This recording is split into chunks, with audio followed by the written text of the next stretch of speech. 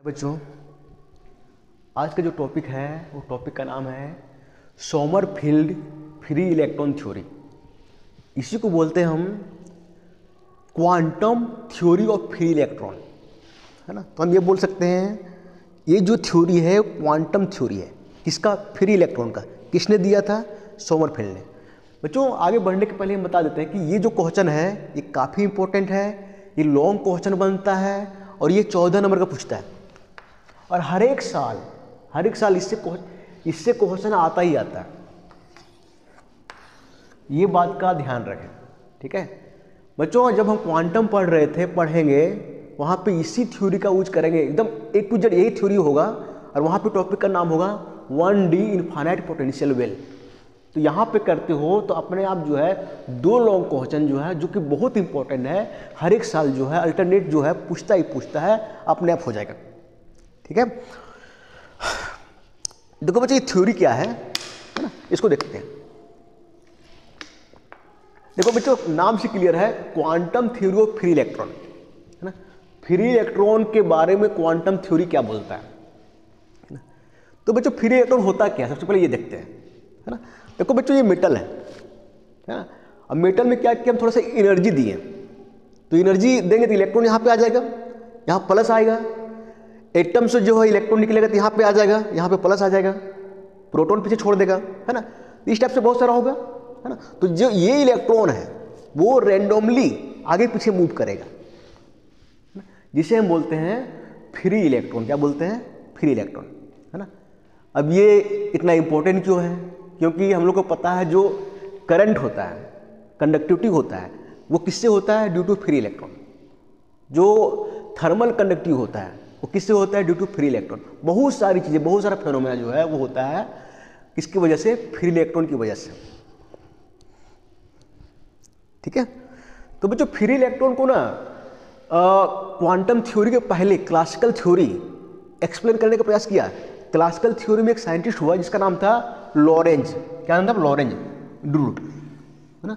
उन्होंने free electron को अच्छे से जानने का प्रयास किया, एक्सप्लेन करने का प्रयास किया, लेकिन पूरी तरीके से एक्सप्लेन नहीं कर पाया, है ना। जो ये भाई साहब थे लॉरेंज साहब, लॉरेंज ड्रू, दो साइंटिस्ट हैं, इन्होंने जो है ये माना कि जो इसके अंदर जो इलेक्ट्रॉन होता है और जो पॉजिटिव आयन होता है, इसके बीच कोई फोर्स नहीं लगता है। मतलब ये पूरा फ्री मूव करता है, इसके अंदर कोई पोटेंशियल होता ही नहीं है ना। बल्कि ये तो कॉमन सेंस है ना कि यहाँ प्लस है, इसमें माइनस है, प्लस है माइनस, तो कुछ ना कुछ तो पोटेंशियल होगा, कुछ ना कुछ फोर्स होगा। लेकिन उन्होंने माना कि कोई पोटेंशियल, कोई फोर्स है ही नहीं इसके बीच में, है ना। ये मान के चला, कुछ फेनोमेना जो एक्सप्लेन हो गया, बाकी 90% जो फेनोमेना था वो एक्सप्लेन नहीं हो पाया, है ना। जबकि क्वांटम ये बोलता है कि नहीं, इलेक्ट्रॉन जो है और इसके बीच में कुछ ना कुछ पोटेंशियल होगा, कुछ ना कुछ क्या होगा? पोटेंशियल होगा, ठीक है। इसको तो बाद में हम देखेंगे, अभी देखते हैं कि और भी ड्रॉबैक क्या था बच्चों। According to classical theory, it can not explain a specific heat of solid. Solid का स्पेसिफिक हीट एग्जैक्ट कितना होता है, ये क्लासिकल थ्योरी जो है एक्सप्लेन नहीं कर पाया बच्चों। अकॉर्डिंग टू क्लासिकल थ्योरी, जो स्पेसिफिक हीट आ रहा था वो आ रहा था 4.5 आर, बट जो एक्सपेरिमेंटली था वो आ रहा था 3 आर। तो एक्सपेरिमेंटल वैल्यू ये आ रहा था और ये थ्योरेटिकल वैल्यू ये आ रहा था, है ना। इस फेनोमेना को जो है वो 3 आर क्यों आता है, ये क्लासिकल थ्योरी जो है एक्सप्लेन नहीं कर पाया, ठीक है। आर मेरा क्या है? मेरे यहाँ पे आर मेरा है यूनिवर्सल गैस कांस्टेंट, है ना। अब देखो, दूसरा जो ड्रॉबैक था, है ना, वो था वीडमैन फ्रेंच रेशियो लॉ, है ना। बच्चों, ये लॉ क्या है इसको हम बाद में बताएंगे, सिर्फ ये जान लो कि ये जो होता है K/σ बराबर होता है लॉरेंज नंबर। K को बोलते हैं थर्मल कंडक्टिविटी और सिग्मा को बोलते हैं इलेक्ट्रिकल कंडक्टिविटी। T मेरा टेम्परेचर है। ये जो है K/σ जो है लॉरेंज नंबर के बराबर आता है। ये कैसे आता है, नहीं आता है, इसको भी जो है क्लासिकल थ्योरी ठीक से एक्सप्लेन नहीं कर पाया, ठीक है। अगला जो ड्रॉबैक था बच्चों वो था रेसिस्टिविटी, है ना। कंडक्टर हो, सेमीकंडक्टर हो, इंसुलेटर हो, सब में रेसिस्टिविटी होता है ना। तो क्लासिकल थ्योरी ये बोलता है कि रेसिस्टिविटी जो होता है टेम्परेचर पर डिपेंड नहीं करता है, बल्कि हकीकत में ऐसा होता नहीं है। रेसिस्टिविटी क्या होता है, टेम्परेचर पर डिपेंड करता है ना। एक्सपेरिमेंटली क्या होता है, जो रेसिस्टिविटी होता है वो डिपेंड करता है टी पे। कब, टी जो है greater than theta D, theta D जो है वो डिबे टेम्परेचर बोलते हैं। इसमें ज़्यादा दिमाग नहीं लगाना है, सिर्फ ये है कि ये ध्यान रखना है कि जो रेसिस्टिविटी होता है वो अकॉर्डिंग टू क्लासिकल थ्योरी वो टेम्परेचर पे डिपेंड नहीं करता है। और ये ऐसी भी होता है T5, T less than theta D, ठीक है। तो अगर टेम्परेचर थीटा डी से ऊपर है तो जो रेसिस्टिविटी होता है T पे डिपेंड करता है, T की पावर 1 पे डिपेंड करता है। और थीटा अगर थीटा डी से कम है तो रेसिस्टिविटी जो होता है T की पावर 5 पे डिपेंड करता है। ये ध्यान रखना, ठीक है, ऑब्जेक्टिव क्वेश्चन पूछ देता है। जबकि according to classical theory resistivity जो है टेम्परेचर पर डिपेंड नहीं करता। बाद में हालांकि एक फार्मूला निकाला गया इस टाइप से, रूट अंडर टेम्परेचर, बल्कि ये गलत था, है ना। पहले तो उन्होंने ये बोला कि टेम्परेचर पर डिपेंड नहीं करता, बाद में एक फार्मूला निकाला गया जो कि इस टाइप से आ रहा था, जो कि गलत था बच्चों। और भी ड्रॉबैक था। चौथा ड्रॉबैक ये था बच्चों, चौथा ये जो है conductor, semiconductor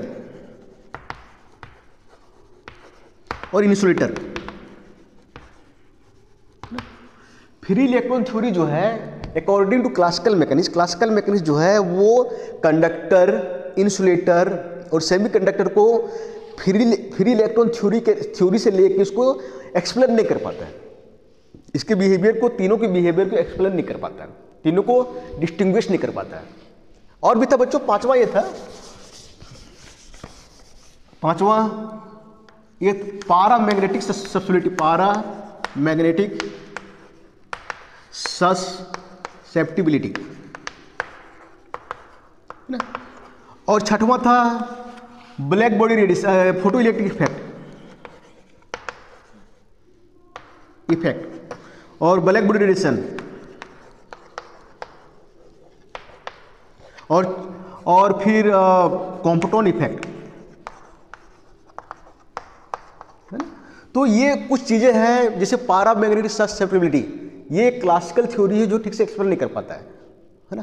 photo electric effect, इसको भी जो क्लासिकल थ्योरी एक्सप्लेन नहीं कर पाता है। कॉम्पटोन इफेक्ट, ब्लैक बॉडी रेडिएशन, ये सब जो है वो क्लासिकल थ्योरी जो एक्सप्लेन नहीं कर पाता है बच्चों। बात ये है कि इसलिए नहीं कर पाता क्योंकि जिस समय क्लासिकल थ्योरी एक्सप्लेन किया जा रहा था उस समय ये माना जाता था कि इलेक्ट्रॉन एक पार्टिकल है, बट बाद में ये पता चला कि इलेक्ट्रॉन पार्टिकल नहीं, पार्टिकल के साथ वेव भी है।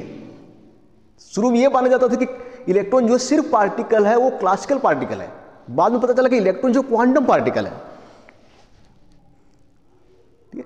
और दूसरी चीज ये माना जाता था कि इलेक्ट्रॉन जो स्पिन नहीं रखता है, बल्कि बाद में पता चला कि इलेक्ट्रॉन जो है वो स्पिन रखता है 1/2, है ना। जो ये क्लासिकल थ्योरी वो ओबे करता है वो MB statics, Maxwell Boltzmann statics, है ना। इसके अनुसार क्या है कि एक एनर्जी लेवल पे बहुत सारे इलेक्ट्रॉन हो सकते हैं। बाद में क्या सुधारा गया, बाद में ये बोला गया कि नहीं, एक एनर्जी लेवल पे सिर्फ 2 इलेक्ट्रॉन हो सकता है और इलेक्ट्रॉन के पास स्पिन होता है अकॉर्डिंग टू क्वांटम, है ना। और अकॉर्डिंग टू क्वांटम इलेक्ट्रॉन जो है वो फर्मी डिराक स्टेटिक्स को फॉलो करता है, फर्मियोन है ना। तो बच्चों ये समझा दिया, अब क्या लिख के आओगे, कैसे लिख के आओगे, यहाँ पे लिख देते हैं, ठीक है। ये तो समझाने के लिए था, कैसे एग्जाम में लिख के आओगे A to Z वो हम लिख देते हैं, ठीक है।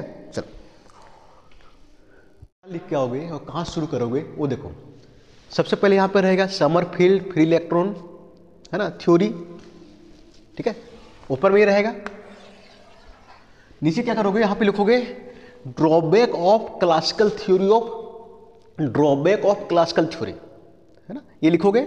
फिर लिखोगे इट कुड नॉट एक्सप्लेन, ये एक्सप्लेन नहीं कर पाया, है ना, कौन कौन सा फेनोमेनन। पहले लिखोगे स्पेसिफिक हीट ऑफ सॉलिड, दूसरा लिखोगे वीट्जमैन फ्रेंज रेशियो लॉ, तीसरा लिखोगे रेसिस्टिविटी ऑफ मेटल, चौथा लिखोगे can not distinguish metal, semiconductor and insulator, है ना। पांचवा लिखोगे पैरामैग्नेटिक ससेप्टिबिलिटी, ठीक है बच्चों। आगे क्या लिखोगे देखो, आगे छठवां लिखोगे photo electric effect, Compton effect and black body radiation, ठीक है। मतलब ये इतना छेद दिखा दोगे, छेद कि इतना जो है एक्सप्लेन नहीं कर पाया बच्चों। आगे क्या लिखोगे, according to classical theory electron is a spinless particle. Classical theory के अनुसार जो है इलेक्ट्रॉन के पास कोई स्पिन नहीं होता है, एंड फॉलो एम्बी स्टैटिक्स, और ये जो है मैक्सवेल बोल्ट्जमैन स्टैटिक्स को फॉलो करता है। ऑल्सो देयर में be any electrons in any energy level, किसी भी एनर्जी लेवल में जो चाहे जितना भी चाहे इलेक्ट्रॉन हो सकता है, 10 15 20 कुछ भी हो सकता है ना। अकॉर्डिंग टू क्वांटम एक एनर्जी लेवल में 2 ही इलेक्ट्रॉन हो सकता है, ठीक है।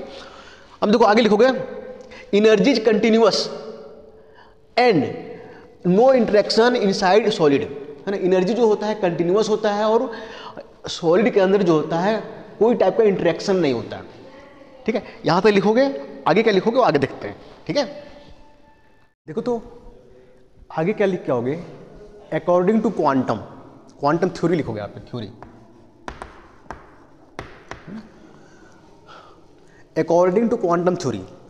पहला लिखोगे electron having constant potential inside solid and infinite outside the boundary, है ना। इलेक्ट्रॉन जो है, इलेक्ट्रॉन का एक कांस्टेंट पोटेंशियल होता है सॉलिड के अंदर, और सॉलिड के बाहर जो है वो इनफाइनाइट पोटेंशियल रखता है। इस टाइप से बच्चों देखो इधर, ये है, ये इलेक्ट्रॉन जो है यहाँ पे, इसके अंदर जो इसका पोटेंशियल होगा वो कांस्टेंट होगा, बट इसके बाहर ये नहीं जा सकता, ये बाउंड्री हो गया, है ना। सॉलिड के बाहर नहीं जा सकता, सॉलिड के बाहर जो है वो इनफाइनाइट पोटेंशियल लग रहा है, ठीक है। तो सोमरफेल्ड जिन्होंने क्वांटम थ्योरी दिया, है ना, उन्होंने ये माना कि इलेक्ट्रॉन जो है सॉलिड के अंदर कांस्टेंट पोटेंशियल रखता है और सॉलिड के बाहर जो पोटेंशियल होता है वो इनफाइनाइट होता है, इस टाइप से, और अंदर में भी मेरा कांस्टेंट होता है, ठीक है। पहला एग्जाम्पशन ये था।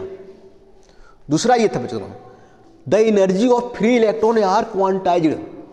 बच्चों according to classical theory electron का एनर्जी कुछ भी हो सकता था, है ना, और लेकिन यहाँ पे according to quantum theory electron का एनर्जी जो है कुछ भी नहीं होगा, क्वांटाइज्ड रहेगा।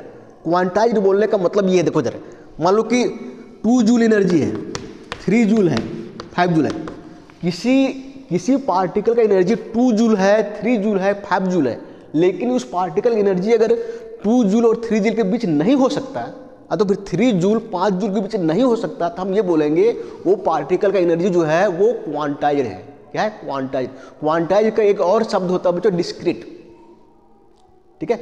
अगर मान लो 2 से लेके 3 तक कितना वैल्यू आएगा? इनफाइनाइट वैल्यू आएगा। अगर सभी वैल्यू सभी एनर्जी हो सकता था तो उसको बोलते थे कंटिन्यूअस। अगर 2 जूल हो सकता है और सिर्फ 3 जूल हो सकता है, और तो फिर 5 जूल हो सकता है, या तो 7 जूल हो सकता है, तो उसे हम बोलेंगे क्वांटाइज्ड। तो दूसरा एजम्पशन क्या था? जो energy of free electron are quantised, ठीक है। तीसरा क्या माना बच्चों? देखो तो the electrons follow Pauli's exclusion principle, है ना। पॉलीज एक्सक्लूजन प्रिंसिपल क्या होता है हमको बताने की जरूरत नहीं है, है ना, फिर भी हम रिकॉल कर देते हैं। इलेक्ट्रॉन जो है वो पॉलीज एक्सक्लूजन प्रिंसिपल को फॉलो करता है। पॉलीज ये बोलता है कि 4 क्वांटम नंबर होते हैं, 4 क्वांटम नंबर में से चारों क्वांटम नंबर सेम नहीं हो सकता, कम से कम एक डिफरेंट होगा, है ना बच्चों। इस टाइप से मान लो 2 इलेक्ट्रॉन है, 3 क्वांटम नंबर सेम हो गए, लेकिन चौथा में क्या होगा? अगर हम भरेंगे इस टाइप से तो एक का स्पिन ऊपर होगा, एक का नीचे होगा। तो यहां सीधा सीधा समझना है कि इलेक्ट्रॉन को अगर भरेंगे हम तो एक का स्पिन ऊपर होगा, एक का स्पिन नहीं। जबकि पॉलीज एक्सक्लूजन प्रिंसिपल जो है वो बोलता है चारों क्वांटम नंबर जो है सेम नहीं हो सकता, है ना। तो सब कुछ अगर सेम हो जाता है तो स्पिन सेम नहीं होगा, ठीक है बच्चों। 5वां जंक्शन ये, चौथा sorry, electrons follow Fermi Dirac statics, है ना। क्लासिकल थ्योरी में क्या था? इलेक्ट्रॉन जो है वो मैक्सवेल बोल्ट्जमैन स्टैटिक्स को फॉलो करता था, लेकिन यहाँ पे क्या है? यहाँ पे सोमरफेल्ड ये बोलता है कि जो इलेक्ट्रॉन है वो फर्मियन है। फर्मियन बोलने का मतलब जो स्पिन रखता है, जो पार्टिकल स्पिन रखता है इंटीजर में, सॉरी फ्रैक्शन में, उसे बोलते हैं फर्मियन। क्या बोलते हैं? फर्मियन। इलेक्ट्रॉन का जो स्पिन होता है 1/2 होता है है ना।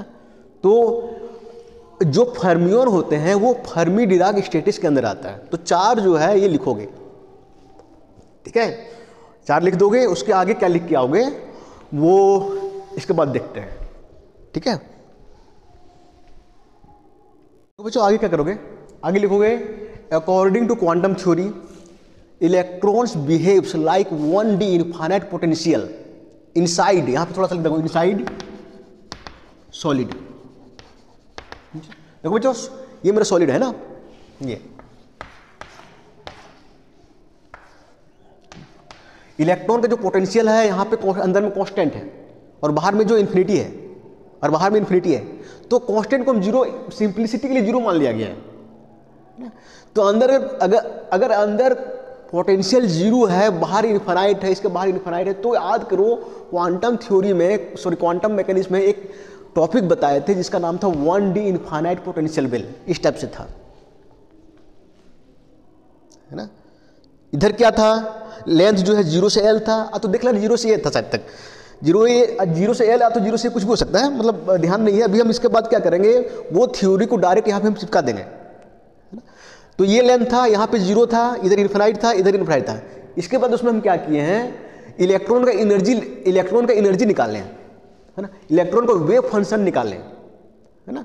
तो जो थ्योरी वहाँ पे किए हैं वो लंबा क्वेश्चन है, वो जो है यहाँ पे हम इसको हम कैसे सॉल्व करेंगे वो यहाँ पे हम चिपका देने वाले हैं, ठीक है।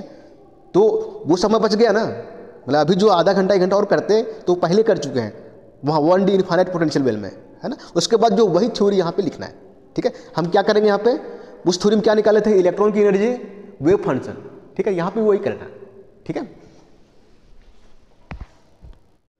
शुरू करोगे, सबसे पहले लिखोगे इन क्वांटम मैकेनिक्स ये वेल मीन्स ये region of space in which particle experience no force that is potential energy is 0 and infinite outside the potential region. इसका बोलने का मतलब ये बच्चों की क्वांटम मैकेनिक्स में एक वेल का मतलब है कि एक रीजन, ए रीजन जिसके अंदर पार्टिकल कोई फोर्स अनुभव नहीं करता है, और इस रीजन के बाहर जो है वो इनफाइनाइट फोर्स का अनुभव करता है, मतलब इनफाइनाइट पोटेंशियल एनर्जी उसके पास। One dimensional means particle is allowed to move only one direction, say along x axis, है ना। वन डायमेंशन का मतलब क्या है, वन डायमेंशन, है ना, पार्टिकल सिर्फ इधर मूव करेगा, और इसको मान लेते हैं x एक्सिस, क्या मानते हैं x एक्सिस, है ना। बच्चों ये फिगर ऐसे दिखा दोगे, ये बॉक्स, है ना। अब बॉक्स में ध्यान रखोगे यहाँ पे v बराबर 0, यहाँ पे पोटेंशियल 0 है, v इनफाइनाइट है, इधर v इनफाइनाइट है, 3 रीजन है 1 2 3, ये जो लंबाई है x बराबर 0 से लेके x बराबर ये, मतलब इसकी लंबाई जो ये है ना। ऐसे भी दिखा दोगे vx बराबर इन्फिनिटी, x अगर लेस देन 0 है, 0 x अगर 0 और ये के बीच में है, इनफाइनाइट x अगर ग्रेटर देन ये है इधर, है ना। तो ऐसे करके दिखा दोगे, ठीक है। आगे क्या लिखोगे बच्चों, कंसीडर ये पार्टिकल ऑफ मास m, यहाँ पे ये डॉट लिए दो, डॉट, ये पार्टिकल है, एक पार्टिकल मानते हैं जिसका मास m है, confined to move in 1D box of length a, ये मूव करेगा एक 1 डायमेंशनल बॉक्स में, है ना, जिसकी लेंथ ये है, along x axis under following condition, कुछ कंडीशन है इसके तहत जो है ये मूव करेगा, आगे पीछे होगा, है ना। ये मानते हैं पहला condition, the walls of the well are rigid and perfectly elastic, ये मान के चलते हैं कि जो वॉल है, दीवार है ना, वो रिजिड है और परफेक्टली इलास्टिक है। दूसरा, the walls of the well are not penetrable, जो वॉल है वो पेनिट्रेबल नहीं है, मतलब ये पार्टिकल जो छेद करके आगे नहीं जा सकता, है ना। क्यों नहीं जा सकता, क्योंकि इधर से इनफाइनाइट फोर्स का अनुभव, इनफाइनाइट फोर्स लगाएगा ये दीवार, ठीक है। बच्चों आगे लिखोगे 1D 1 dimensional Schrodinger equation is, ना, श्रोडिंगर इक्वेशन 1 डायमेंशन में क्या होता है, ये होता है ना d² ψ/dx² प्लस 2m/h² और ब्रैकेट में e - v साई बराबर 0, जहां पे क्या होता है, h क्या होता है मेरा मास कांस्टेंट, e मेरा क्या होता है एनर्जी होता है, v मेरा पोटेंशियल होता है, साई मेरा वेव फंक्शन होता है ना। अब ये इक्वेशन जो है ये श्रोडिंगर इक्वेशन है 1D के लिए, है ना। और ये कैसे इक्वेशन देखो, यहाँ t है क्या, नहीं, ये श्रोडिंगर टाइम इंडिपेंडेंट इक्वेशन है ना। तो अगर इसमें कंफ्यूजन है ना, तो एक बार पीछे जो हम ड्राइव किए Schrodinger time dependent, Schrodinger time independent, उसको जाके देख लें, ठीक है। अब बच्चों देखो आगे लिखोगे सॉरी फॉर रीजन 2, इस रीजन के लिए, है ना, इस रीजन के लिए, इस रीजन में क्या है v बराबर 0, है ना, तो इस रीजन के लिए हम श्रोडिंगर इक्वेशन को अप्लाई करते हैं। इस रीजन में क्या है v बराबर 0, तो फ्रॉम अबव क्या हो जाएगा, तो d स्क्वायर साई बटे dx स्क्वायर प्लस 2m बटे h का स्क्वायर, है ना, 2m बटे h का स्क्वायर, यही है। और फिर e माइनस 0, v का वैल्यू 0 पुट करोगे तो ये बचेगा ना, तो 2m बटे h का स्क्वायर साई आ जाएगा, है ना, बराबर 0। बच्चों एक काम करते हैं, इस पूरे इसको पूरा ये वाला ये इसको हम के स्क्वायर मान लेते हैं, क्या मानते हैं, के स्क्वायर। तो आगे लिखोगे डी स्क्वायर साई बटे डी स्क्वायर प्लस के स्क्वायर साई बराबर 0, है ना, जहां पे के स्क्वायर क्या है 2me बटे h का स्क्वायर, है ना।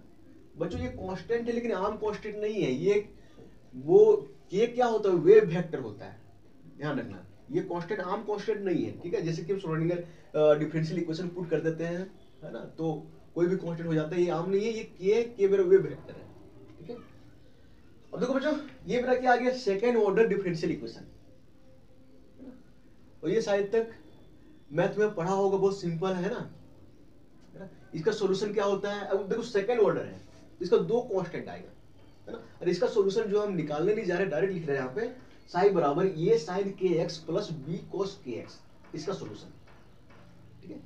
अगर ये लगता है कि ये सॉल्यूशन होगा कि नहीं होगा तो चेक कर सकते हो, इसका फर्स्ट डेरिवेटिव निकालो, सेकंड डेरिवेटिव निकालो, फिर यहाँ पुट करो, यहाँ पुट करो, देखो 0 के बराबर आता है कि नहीं, 0 के बराबर आ जाएगा, तो ये जो है इसका सॉल्यूशन है, ठीक है।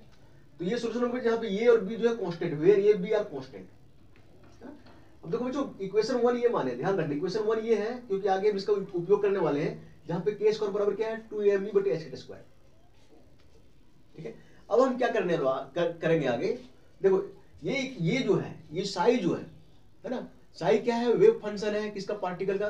तो पार्टिकल जो देखो यहाँ पे x बराबर 0 पे, यहाँ पे जो वेव फंक्शन 0 होगा और ये पर वेव फंक्शन 0 होगा, पार्टिकल यहाँ पे एग्जिस्ट नहीं करेगा, यहाँ पे एग्जिस्ट नहीं करेगा। क्यों नहीं करेगा, क्योंकि इनफाइनाइट क्वांटम मैकेनिज्म में एक ही कंडीशन है, जब इनफाइनाइट पोटेंशियल हो तब पार्टिकल जो है तब पार्टिकल दूसरे रीजन में जा नहीं सकता।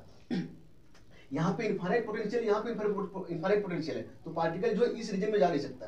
तो x बराबर 0 पे जो साई होगा यहाँ पे वो 0 होगा, x बराबर ये पे जो साई होगा वो 0 होगा।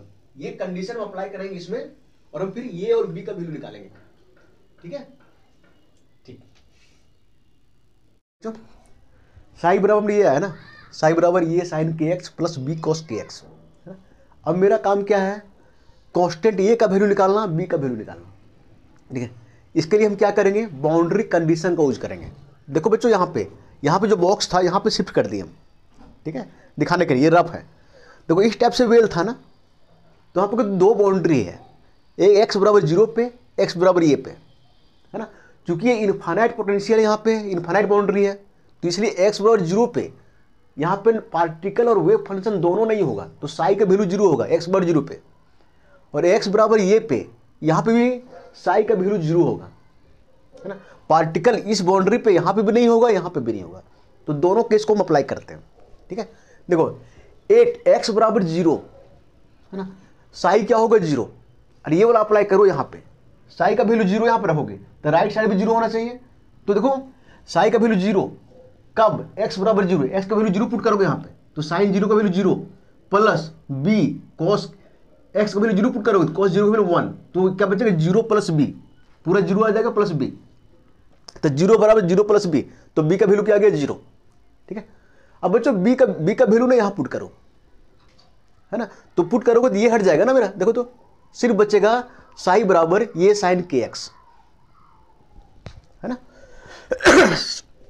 बच्चों एक तो बाउंड्री कंडीशन और लगाओ, 8 एक्स बराबर ये यहां पे साई का वैल्यू क्या होगा 0, है ना। तो बच्चों देखो तो इसी में लगाए, साई का वैल्यू 0 इधर रखें हम, और ये साइन के ये साइन के ये एक्स के जगह हम ये पुट किए के ये, ठीक है। अब बच्चों देखो तो ये का वैल्यू 0 नहीं हो सकता, ए का वैल्यू अगर 0 होगा ना बच्चों तो पूरा 0 हो जाएगा, ये तो कोई मतलब ही नहीं बनता है, पार्टिकल का एग्जिस्टेंस नहीं होता है, तो ये का वैल्यू 0 नहीं हो सकता, तो इसके बराबर जीरो होगा, साइन के बराबर जीरो, है ना। अब बच्चों याद करो, साइन एंगल में कौन कौन से एंगल का वैल्यू जीरो होता है जनरल? तो बच्चों होता है साइन एन पाई बराबर जीरो होता है। साइन एन पाई, एन का वैल्यू कुछ भी ले लो, 1 ले लो, 2 ले लो, 3 ले लो, 4 लेके देखो, 1 लोगे तो साइन पाई आएगा, साइन पाई का वैल्यू जीरो, 2 लोगे 2 पाई आएगा, साइन 2 पाई का वैल्यू जीरो, है ना। तो जनरल हम ले सकते हैं साइन एन पाई, है ना। बच्चों ये भी बोलोगे कि यहाँ पे एन का वैल्यू जीरो क्यों नहीं लिए, साइन जीरो का वैल्यू जीरो होता है, जीरो हम नहीं लिए, क्यों नहीं लिए हम आगे बताएंगे, ठीक है। तो देखो, तो साइन साइन इधर से हटा दो, के ये बराबर एन पाई, है ना। यहां से के का वैल्यू निकालो, के बराबर एन पाई बाई ए, है ना। इसको इक्वेशन 4 मान लो, ठीक है। बच्चों इक्वेशन 1 याद करो, है ना। हम क्या माने थे, के स्क्वायर बराबर 2me बटे एच कट स्क्वायर माने थे। तो इक्वेशन 1 एन 4 से के स्क्वायर करेंगे तो यहाँ पे के का value n pi by a है, हो जाएगा n square pi square by a square बराबर 2me बटे एच कट स्क्वायर। यहाँ से ई का वैल्यू निकालो, है ना। तो देखो, तो ई का वैल्यू हो जाएगा n square h cut square pi square बटे 2ma स्क्वायर, है ना। और इसी को बोलेंगे हम energy eigen value of that particle, this is energy eigen value, है ना। इक्वेशन 5 मान लिए। यहाँ से एक मतलब एक चीज निकल गया, एनर्जी आइगन वैल्यू, है ना। अब हमें निकालना है उस पार्टिकल का वेव फंक्शन क्या होगा, आइगन फंक्शन क्या होगा, ठीक है। तो बच्चों यहां तक निकालने में हम कामयाब हुए, ठीक है। अब आइगन फंक्शन निकालेंगे।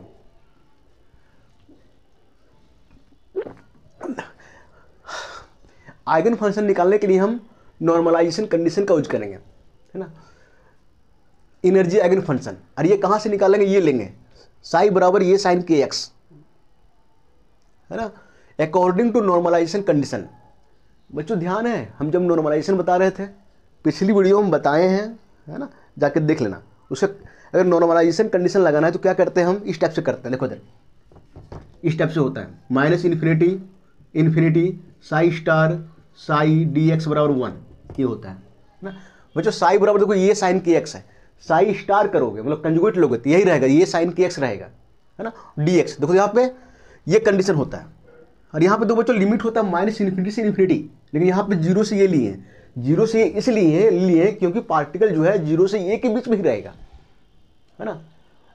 ये के नीचे पीछे माइनस इन्फिनाइट में पार्टिकल मेरा एग्जिस्ट नहीं करेगा, ए के बाद पार्टिकल मेरा एग्जिस्ट नहीं करेगा। तो ए जीरो के पीछे और ए के आगे साई का वैल्यू क्या होगा, जीरो होगा, है ना। इसलिए हम यहाँ पे लिमिट लिए जीरो से ये Sai star Sai D x बराबर 1, साई स्टार ये साइन के एक्स, फिर साई ये साइन के एक्स हो जाएगा ए स्क्वायर साइन स्क्वायर के एक्स बराबर 1, ठीक है। अब बच्चों जीरो से ये लिमिट है, इसको सॉल्व करोगे ना, जीरो से ये साइन स्क्वायर के एक्स तो आएगा ये स्क्वायर, इसका वैल्यू आता है a/2, है ना। यहाँ पे हम सॉल्व नहीं कर रहे हैं, सॉल्व करके देख लोगे, अगर दिक्कत होगा तो पूछ लोगे ना अलग से, बराबर 1। अब देखो बच्चों यहाँ से ये निकालोगे तो आ जाएगा, इसको इधर करोगे 2 आ जाएगा, बाई ए आ जाएगा, रूट अंडर 2 बाई ए, है ना।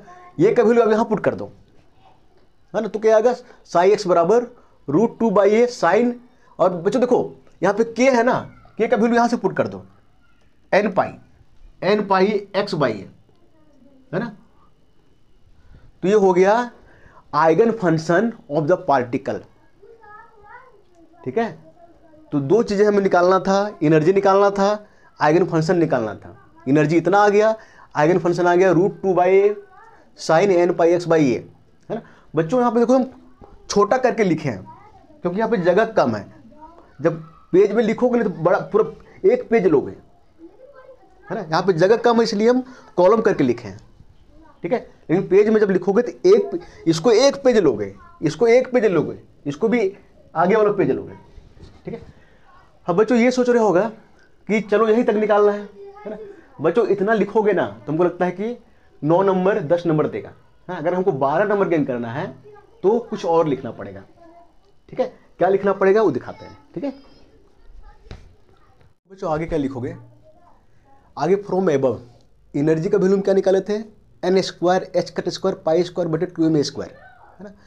वहाँ पे वेयर एन क्या था, एन बराबर 1 2 3। बच्चों एन बराबर 1 2 3 जो है ना उसको हम बोलते हैं energy level of the particle in infinite potential well, है ना। इनफाइनाइट पोटेंशियल वेल में पार्टिकल का एनर्जी लेवल होगा ना, तो n बराबर 1 अगर हम लेते हैं तो हम बोलेंगे फर्स्ट एनर्जी लेवल, 2 लेते हैं तो बोलेंगे हम सेकेंड एनर्जी लेवल, 3 लेते हैं तो हम बोलेंगे थर्ड एनर्जी लेवल। ठीक है बच्चे, काम करो n का वैल्यू 1 पुट करो, है ना, 1 पुट करोगे देखो तो यहाँ पे 1 स्क्वायर का 1 यहाँ पे हो जाएगा 1, h cut square pi square by 2m square, ये बचेगा ना, देखो तो h cut square pi square by 2m square, है ना बच्चों, इसको E1 मान लो, n बराबर 1 तो इसको E1, है ना। अब ये बच्चों देखो ये पार्टिकल का सबसे कम एनर्जी हो गया, है ना, और इसको बोलते हैं हम 0 पॉइंट एनर्जी। क्या बोलते हैं? 0 पॉइंट एनर्जी। कहीं क्वेश्चन में अगर मेंशन रहे कि derive up to 0 point energy तो यहाँ तक डिराइव करोगे। ठीक है बच्चों, एक काम करो, n का वैल्यू 2 लो, है ना, तो E2, है ना। अब देखो तो यहाँ पे क्या हो, 4 स्क्वायर हो जाएगा, है ना, h cut square pi square by 2m square, है ना। ये देखो ये इतना क्या है, ये है ना E1, है ना, तो हम लिख सकते हैं 4E1 क्योंकि ये जो है E1 है। n का वैल्यू 3 लो तो यहाँ पे लिखेगा E3 बराबर, यहाँ पे हो जाएगा 3 का 9, है ना, h cut square pi square by 2m square. ये देखो ये मेरा क्या है, E1 है ना, यहाँ पे 9E1। ठीक है, इसका मतलब ये है बच्चों कि इनफाइनाइट पोटेंशियल वेल में फर्स्ट एनर्जी लेवल जो एनर्जी होता है वो इतना होता है ना। सेकेंड एनर्जी लेवल जो एनर्जी होता है वो फर्स्ट एनर्जी लेवल का 4 गुना होता है, और थर्ड एनर्जी लेवल में जो एनर्जी होता है वो फर्स्ट एनर्जी लेवल का 9 टाइम्स होता है, 9 गुना होता है ना। अब आगे क्या करोगे, एनर्जी लेवल डायग्राम ड्रॉ करोगे इस टाइप से, n बराबर 1, देखो तो n बराबर 1 एनर्जी E1, इसको हम बोलेंगे 0 पॉइंट एनर्जी। n बराबर 2 कितना एनर्जी देखो तो 4E1, n बराबर 3 कितना एनर्जी देखो तो 9E1, है ना। तो एनर्जी लेवल डायग्राम हो गए। देखो तो यहाँ पे स्पेस कम है, यहाँ पे ज़्यादा है, क्योंकि यहाँ 4E1 है, यहाँ पे 9E1 है, आगे और भी आएगा, हम 3 तक लिए हैं, 4 5 6 7 10 कुछ भी आ सकता है ना। इतना दिखा दोगे काफ़ी। ठीक है बच्चों, इसमें एक टॉपिक और जोड़ सकता है what is nodes and anti nodes. ठीक है, तो हम पहले कंफर्म कर देना चाहते हैं, अगर ये क्वेश्चन में आ गया कि derive the expression of energy eigen function, है ना, energy eigen value and 0 point energy of A particle in A infinite potential well, तो यहाँ तक लिख दोगे, यहाँ तक दिखा दोगे। अगर उसमें से जोड़ दिया also describe nodes and anti nodes, तो फिर आगे हम क्या लिखेंगे वो देखो। ठीक है, जब पूछेगा तभी ये लिखना है। ठीक है, आगे अब ये हम कॉलम बनाए हैं, तो कॉलम यहाँ पे बनाए क्योंकि यहाँ जगह छोटा है, पूरा पेज लोगे वहाँ पे। ठीक है बच्चों, तो nodes and position of nodes, है ना।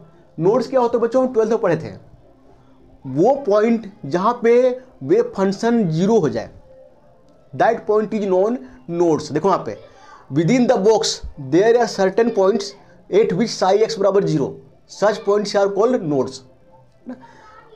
बॉक्स के अंदर कुछ पॉइंट होते हैं जहाँ पे साई एक्स जो है 0 हो जाता है, मतलब वहाँ पे पार्टिकल के पाए जाने की संभावना जो है बहुत कम होती है ना। उस पॉइंट को बोलते हैं हम नोड्स, है ना। अब कौन कौन से पॉइंट पे साई एक्स का वैल्यू 0 होगा, है ना, उसको हम निकालते हैं। देखो साई एक्स बराबर 0, साई एक्स का वैल्यू हम निकाल चुके थे, ये √2a sine n pi x by a बराबर 0। ठीक है बच्चों, ये निकाले थे ना। अब देखो तो यहाँ देखो √2a उधर जाके 0 हो जाएगा, sine n pi x by a बराबर 0, है ना। अब इसके जब हम क्या लिख सकते, देखो तो यहाँ पे हम एक लिए थे पहले, साइन n पाई बराबर 0 लिए थे ना, यहाँ पे हम कुछ और लेंगे, n हम ले चुके हैं, यहाँ पे लेंगे हम साइन p पाई ले लिए यहाँ पे, है ना। p का वैल्यू जहाँ पे 0 1 2 3 कुछ भी हो सकता है, साइन p का वैल्यू 0 रखो, साइन 0 का वैल्यू 0, साइन का वैल्यू p का वैल्यू 1 रखो, साइन पाई का वैल्यू 0, p का वैल्यू 2 रखो, साइन 2 पाई का 0। अब बच्चों वहाँ पे n का वैल्यू हम 0 नहीं लिए थे, लेकिन यहाँ पे क्या है, p का वैल्यू हम 0 से लेके चल रहे हैं, है ना, थोड़ा ध्यान रखना। तो अब देखो तो यहाँ पे ये n जो है, ये n दिखा रहा है एनर्जी लेवल, n बराबर 1 तो 1 तो फर्स्ट एनर्जी लेवल, 2 तो सेकेंड एनर्जी लेवल, तो देखो साइन साइन कट जाएगा, तो क्या बचेगा n pi x by a बराबर p पाई, है ना। अब देखो तो भाई बच्चों यहाँ से x निकालो, पाई पाई कट जाएगा तो एन एक्स बाई ए बराबर p, तो x बराबर हो जाएगा p ए बटे n, है ना।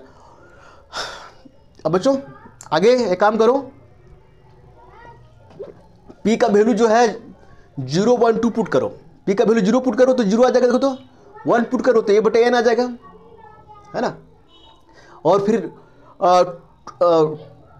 2 पुट करो तो 2a बटे n आ जाएगा, है ना। ये तो x के इस वैल्यू पे जो वेव फंक्शन होगा, जो ये होगा 0 होगा। अब यहाँ पे देखो तो n का वैल्यू भी लेना पड़ेगा ना, ये तो n क्या है, एनर्जी लेवल है, मान लेते हैं हम n बराबर 1 में लेते हैं, एनर्जी लेवल 1 में n बराबर 1, तो क्या हो जाएगा x बराबर 0 a बटे 1 ये 2a बटे 1 2a, है ना। तो हम दो ही वैल्यू लिए 0 ये और n बराबर 2 में, है ना। n बराबर 2 में यहाँ पे 0 आ जाएगा, a बटे 2 आ जाएगा और फिर यहाँ पे 2a बटे 2 आ जाएगा, तो यहाँ पे 2 2 कट जाएगा, सिर्फ ये बचेगा। तो बच्चों इसका मतलब ये है कि x एनर्जी लेवल 1 में, है ना, x बराबर 0 और ये पे जो वेव फंक्शन होगा वो 0 होगा।